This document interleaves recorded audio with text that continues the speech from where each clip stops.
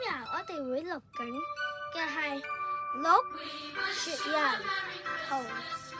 同嗰個精靈啦、聖誕老人啦，同埋嗰個冬日怪獸。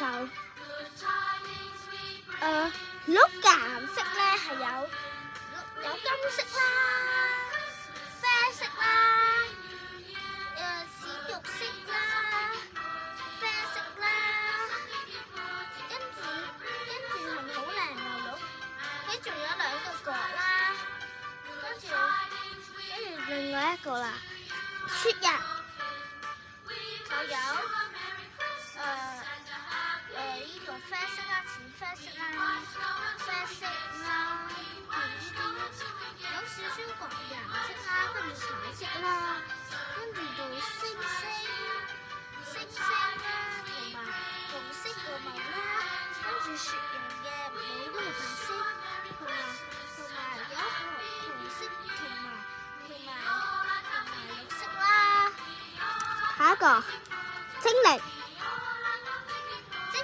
就係有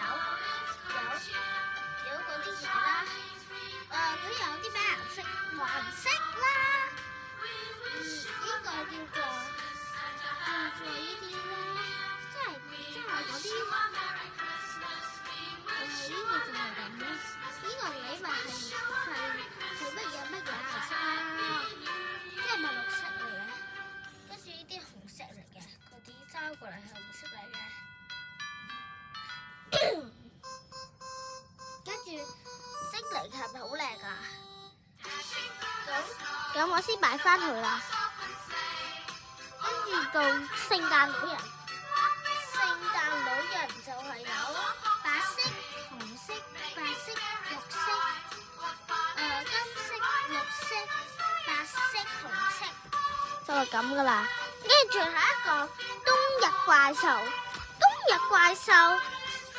其實淨係有唔知有幾多種顏色，總之就話俾你知啦，綠色、黑色、